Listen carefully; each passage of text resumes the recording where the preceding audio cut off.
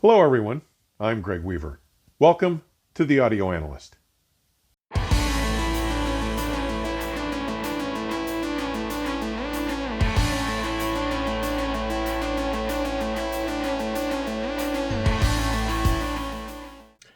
I wonder how many of you are aware of just what an amazing time it is to be a music-loving audiophile. Not only are we currently experiencing the most rapid and significant advances to the authenticity of sound regenerated by the electronics and loudspeakers used for the playback of recorded music, as well as witnessing the similarly continuing advancement of the realism of the playback of digital music, but we are experiencing an exciting and rampant renaissance in the release, access to, and quality of vinyl records. As I note in E143, the Hana Umami Red moving coil cartridge from October 8th of 2023, according to the RIAA, the Recording Industry Association of America, 2022 saw vinyl sales surpass CD sales for the first time since 1987, despite the fact that around half of all LP buyers don't even own a turntable. This steady growth has occurred even against the odds, with the demand for LP production hampered by the limited production capability. It was estimated that in 2022 there were just 100 LP pressing plants worldwide, with the capacity to produce just about 160 million records a year.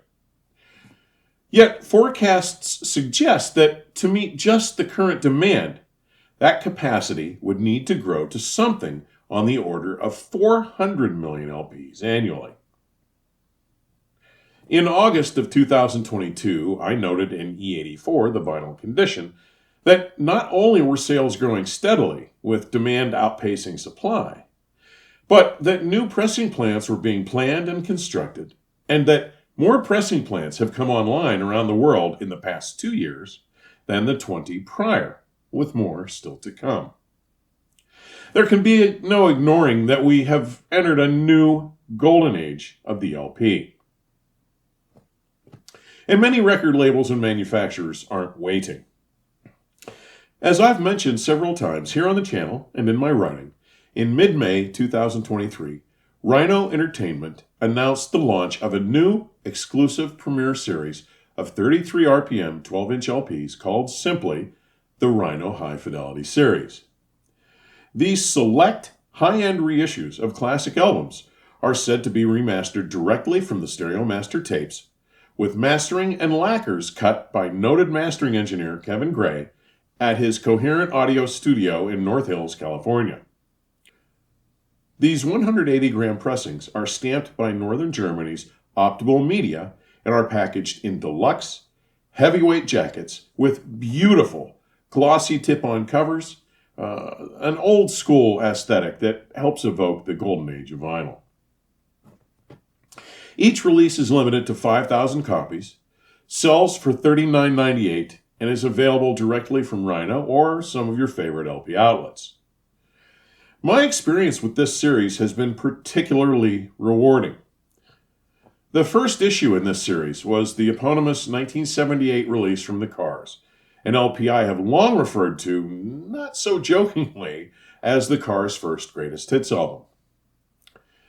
That original release has been joined by several others, including Word of Mouth by Jaco Pastorius, Van Morrison's His Band and the Street Choir, and a longtime favorite, the Doobie Brothers' The Captain and Me. I was able to compare these splendid Rhino reissues to several earlier pressings in my collection, and in the case of both The Cars and The Captain and Me, I was able to contrast them with my longtime preferred sounding reissues of both these LPs on the Nautilus label. Regarding surface noise, the Rhino reissues were notably quieter than any of the earlier releases I had on hand to compare them to, which tells us that Optimal Media is paying attention to their vinyl formulation. They also exhibit more expressive dynamic performance, both with shading and inflection in the micro realm, and with overall scaling and the expression of macro contrasts. Listening to Domino, the opening cut on the Van Morrison, His Band, and Street Choir release, is not only a sonic treat, it is an absolute musical revelation.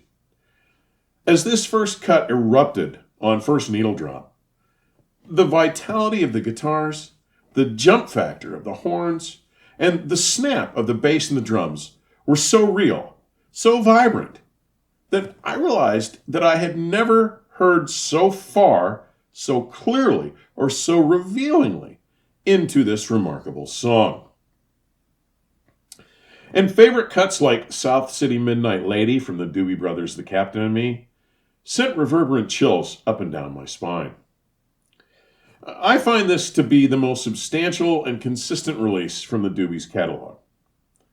The remarkable dynamic it affords, with the juxtaposition of Patrick Simmons' more laid-back country rock ballad style, with cuts like South City Midnight Lady or Evil Woman, and Tom Johnson's harder-edged, bolder rocking creations like China Grove and the title cut, offers just the right balance, making this a true archetype of classic rock. With each new release to arrive in this Rhino High Fidelity series, it quickly became clear that Kevin's remastering across this series was not only exceptional, but consistent. The titles I experienced provided not only a degree of enhanced clarity over the earlier releases I compared them to, but also offered a more accurate, natural sense of the space and the physical interrelationships between instruments, providing an even more convincing sense of instrumental bloom and body. In many ways, this series represents a new pinnacle of performance from Rhino, for both their sonic achievement and packaging.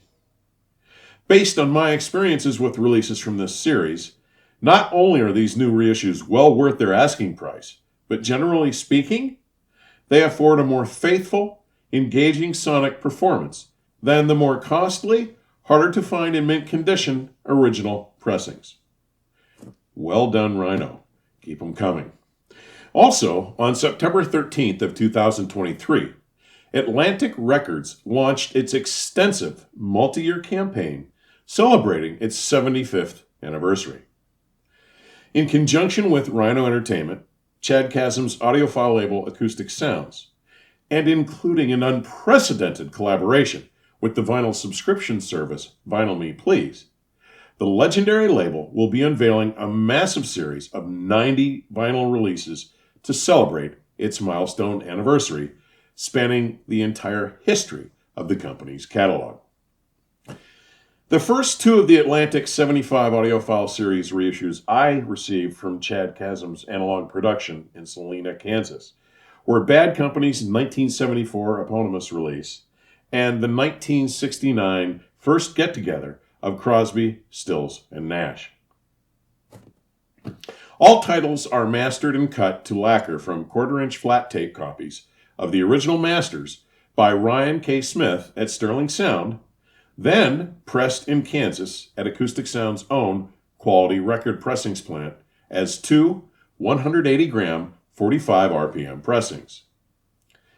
While I could find no mention as to the actual run limits, the first 2,000 copies of each of these titles are numbered and pressed at QRP, with each copy's number imprinted in gold on the back cover, and the packaging is stellar. Each of these limited issue releases comes in a tip-on old-style gatefold double pocket jacket with film lamination by Stoughton Printing and sells for $60. With all other things being equal, 45 RPM pressings typically sound better simply because that speed technically allows for the storage of more musical information. Perhaps one of the easiest ways to demonstrate what I mean is to have you think about the process of flipbook animation. If you were given 50 pages to draw on and to flip through, you could create an animation. But imagine if you were to draw the same animation across 100 pages. Though you'd have to flip the pages twice as fast in the same period of time, the 45 RPM versus the standard 33 RPM comparison, for the action to move at the same speed, because the changes needed to be made from page to page would be smaller, they would make the animation considerably smoother. To say these pressings are excellent simply does not do them justice. I have several earlier copies of each of these records, and these new Atlantic 75 reissues easily best every other copy I have on hand. I was quite surprised at the performance increase that this Atlantic 75 release of Bad Company offered, even over the 2015 Rhino remaster. Rising out of the rubble of the collapse of the band Free, Bad Company was fronted by singer Paul Rogers and features his drummer bandmate, Simon Kirke, Mott the Hoople guitarist, Mick Rolfs, and King Crimson bassist, Boz Burrell.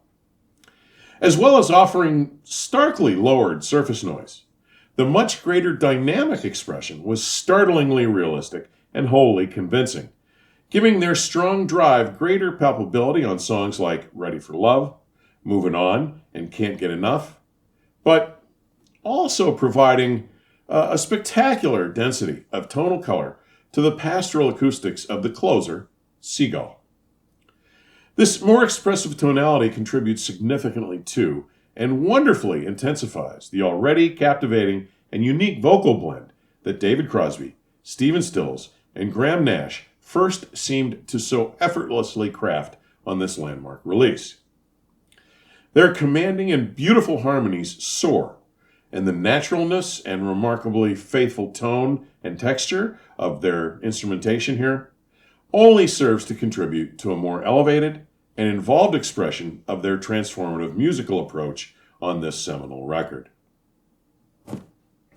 While I've not heard every pressing of either title here, it seems safe to say that you simply cannot go wrong with any of the Capitol 75th anniversary reissues. Now, I've saved the best for last, IMPEX Records. IMPEX was founded by A.B. Fawn, who was part of the old Cisco Music team. So it should be seen as no surprise that, after a short flirtation with another vocation, she turned her attention back to the crafting of some of the most outstanding sounding LPs available.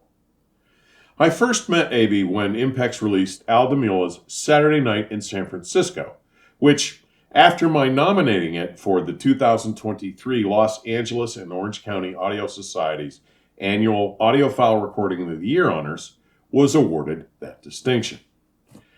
But her work with her IMPEX team is so consistently exceptional that it is deserving of your attention.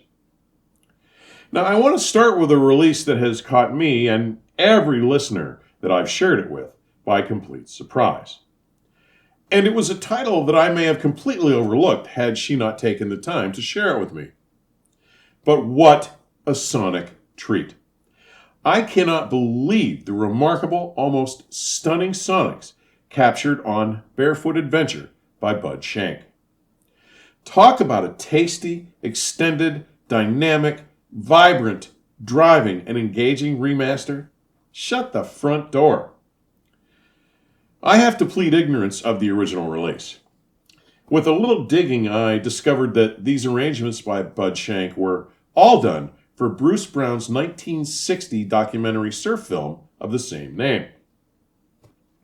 I also learned that the original Pacific Jazz recording from 1961 was also considered to offer excellent sonics, as well as clearly showcasing Shank and the stellar posse of music makers on this remarkably adventurous, highly engaging session. These cats play with such finesse, confidence, and sophistication, and they play their butts off. Now, while I freely admit that this release falls outside the scope of my normal musical fare, this is a swinging, hard-driving jazz session performed by 6 top-flight musicians pouring everything into these sessions. We have Bud Shank on alto and baritone sax, Bob Cooper on tenor sax, Carmel Jones all over the trumpet, Dennis Budimir on guitar, Gary Peacock on bass, and Shelly Mann on the drums. This IMPEX release was remastered and cut to lacquer by Kevin Gray from the original 1961 Analog Master tapes. It comes with the typical high-quality flapped IMPEX outer protective sleeve, packaged in a beautifully reproduced, high-quality cardboard jacket with tip-on cover, pressed on unquestionably superb quality 180-gram super quiet vinyl at Record Technology Incorporated, and this one goes to 11. But wait. The third and latest IMPEX one-step release, a no-holds-barred 35th anniversary 3LP 45 RPM vinyl release of Jennifer Warnes' beloved classic, Famous Blue Raincoat. While it sells for $160 for the set, it is among the finest sounding LPs that I have ever heard. Period.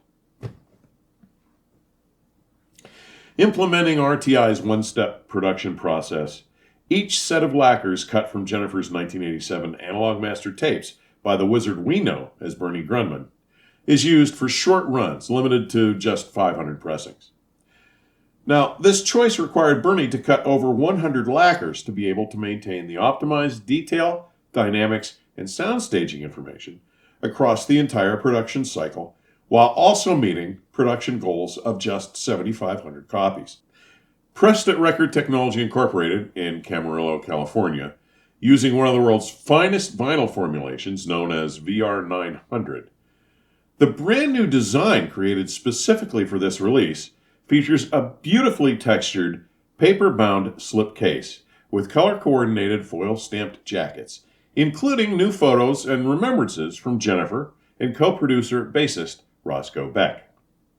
Kudos to the entire IMPEX team on the choices for this packaging, which I find to be infinitely better thought out and implemented, providing a much more friendly on-shelf storage experience than some of the other premium LP storage systems like the embarrassingly unorthodox, unattractive, and ineffectual Analog Productions UHQR packages.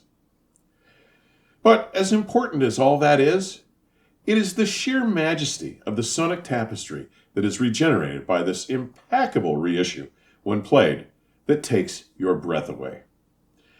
Bass that is not only deep and fast, but so authentic in pitch definition that it sets a benchmark. Its tonal purity is matched only by its utterly realistic expression of body, texture, and bloom. Its corporality, its ability to recreate a three-dimensional, perceptible soundstage, and to create such solid, stable, realistically sized instrumental voices within that space is second to none. Only a handful of other recordings in my collection, records like the Mobile Fidelity UD1S release of Santana's Abraxas, or their UHQR release of Supertramp's Crime of the Century, as well as the recent release of the Analog Productions UHQR of Steely Dan's Asia, offer any competition. While I have no idea how AB and the IMPEX team expect to best this release, given the astonishing track record that they have thus far, I've no doubt that we will continue to be knocked out by their creations.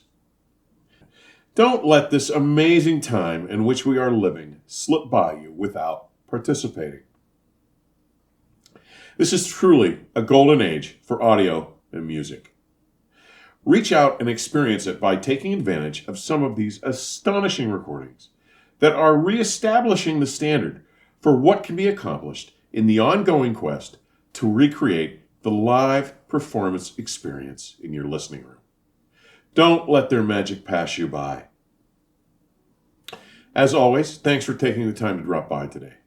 Further information on supporting the channel may be found in today's description section or at my website, theaudioanalyst.com. Please stay safe and keep the music playing. Till next time, cheers.